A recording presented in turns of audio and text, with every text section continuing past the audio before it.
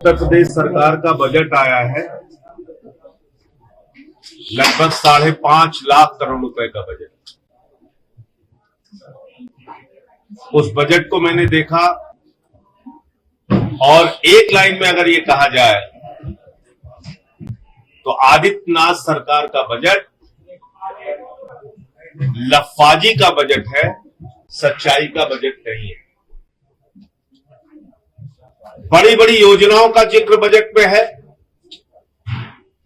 चिकित्सा योजनाओं के लिए 950 करोड़ रुपए, पूर्वांचल एक्सप्रेस वे के लिए हजारों करोड़ रुपए।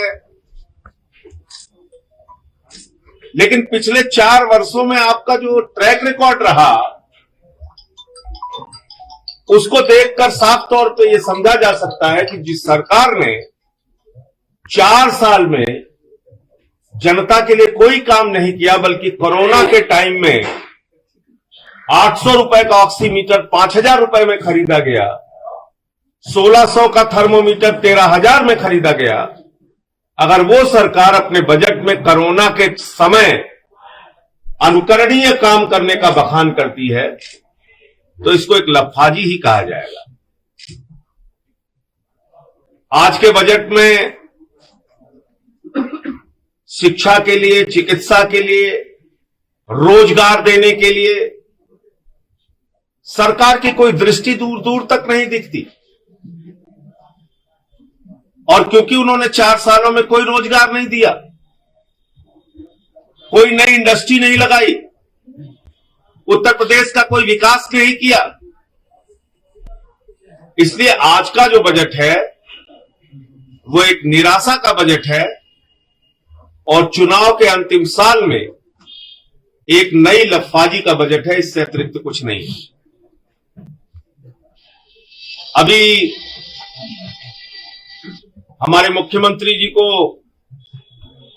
उत्तर प्रदेश में कानून व्यवस्था की चिंता नहीं, रोजगार की चिंता नहीं, शिक्षा की चिंता नहीं, चिकित्सा की चिंता नहीं, बच्चों के मिड डे मील की चिंता नहीं, स्वेटर ठंड में नहीं मिला बच्चों को, मोजा नहीं मिला, जूता नहीं मिला, बस्ता नहीं मिला, इसकी चिंता नहीं।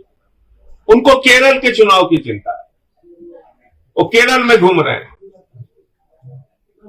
केरल उनके लिए ज्यादा महत्वपूर्ण है, हैदराबाद का निगम का चुनाव ज्यादा महत्वपूर्ण है। उन्नाव की बेटी की चिंता नहीं है। आज कानपुर के अंदर एक पुलिस वाले का नाम बलात्कार के घटना में आया, रेप के मामले में वो पकड़ा गया। एक पुलिस का आदमी रक्षक भक्षक बन गया उत्तर प्रदेश में। और योगी जी केरल घूम रहे हैं, बंगाल घूम रहे हैं, आंध्र प्रदेश घूम रहे हैं। अरे पहले अपना प्रदेश तो देख लो, किस हालत में पहुंच गया यूपी। जूते मोजे के पैसे खाए जा रहे हैं बच्चों के। यह हालत कर दी आपने और 5.5 लाख करोड़ का बजट आपने दिया। आप नए रोजगार देने के लिए क्या कर रहे हैं? क्योंकि यूपी में आज नौजवान रोजगार से परेशान है। कोई नई इंडस्ट्री बनाने की बात कही आपने बजट के अंदर,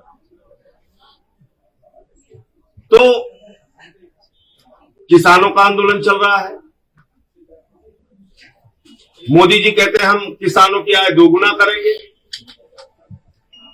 अरे भाई, डीजल का दाम 4 साल में कहां से कहां पहुंच गया, यूरिया का दाम कहां से कहां पहुंच गया, मजदूरी कहां से कहां पहुंच गई, सिंचाई कहां से कहां पहुंच गई, कृषि की लागत मूल्य कहां से कहां पहुंच गई। और आपने 4 साल में गन्ने का 1 रुपए भी नहीं बढ़ाया।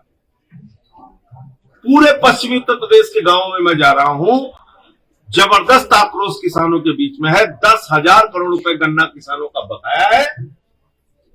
और जब वो अपना पैसा मांगने जाते हैं तो उनसे पूछा जाता है तुम्हारे घर में कोई बीमार तो नहीं है? जो वो कहते हैं हमारे घर में एक आदमी को कैंसर हो गया है, पैसा हमारा दे दीजिए। तो वो कागज लेके उसको सीएमओ से वेरीफाई कराया जाता है अपना पैसा लेने के। तो गन्ने का दाम आप देंगे नहीं तो आप आय दोगुना कैसे करेंगे? धान का दाम आप देंगे नहीं तो आय कैसे दोगुना करेंगे? गेहूं का दाम आप देंगे नहीं, फल का, सब्जी का दाम किसान को मिलेगा नहीं, कैसे आय दोगुना हो? एक काला कानून आपने ऊपर से पास कर दिया।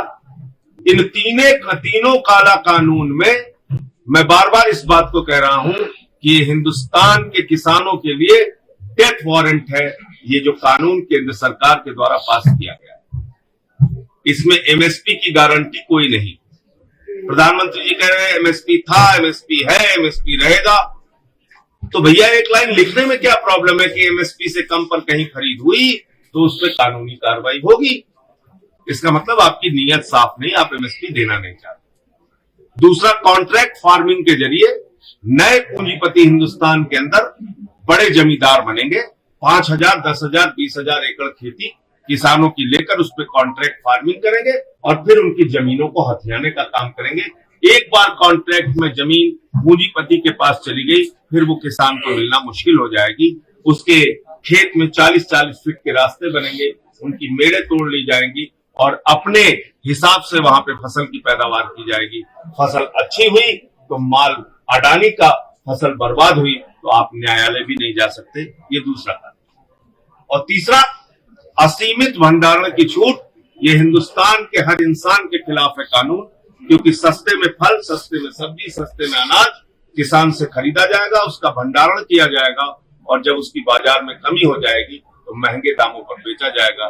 जो तोमर साहब ये कह रहे हैं कि सड़क पे आवाज लगाने से बिल वापस नहीं होते, मैं उनको बताना चाहता हूं, Hitler, Mussolini, Gaddafi, Saddam Hussain, दुनिया के तमाम तानाशाहों को अपनी गद्दी छोड़नी पड़ी और जनता ने उनको उखाड़ के फेंका। आप किसी अहंकार में मत रहिए। आपकी हिटलर शाही का अंत उत्तर प्रदेश के दिल्ली के बॉर्डर पे बैठे किसान, देश के किसान करेंगे और आप कटीले तार उनके रास्ते में गाड़ रहे हैं। यही कटीले तार उत्तर प्रदेश के जिला पंचायत के चुनाव में गांव-गांव में प्रदेश की जनता भाजपाइयों के लिए गाड़ेगी।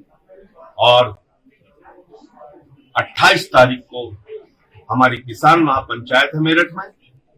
कल किसान नेताओं के साथ केजरीवाल जी की बैठक हुई दिल्ली विधानसभा में। आज मैं उसी की तैयारी बैठक के लिए गाजियाबाद आया हूं और मुझे पूरा भरोसा है कि 28 तारीख को मेरठ की क्रांति धारा पर 1857 की धरती पर होने वाला ये किसान पंचायत ऐतिहासिक होगी और वहां से हम एक संदेश देने का काम करेंगे मोदी सरकार को, दबाव बनाने की कोशिश करेंगे कि ये कानून वापस लिया जाए। मुझे इतनी बात कहनी थी। आपका कोई सवाल?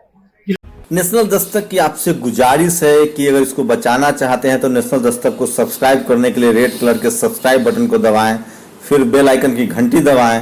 नेशनल दस्तक को बचाने के लिए बहुत जरूरी है कि हर खबर को शेयर करें, लाइक करें, कमेंट जरूर करें।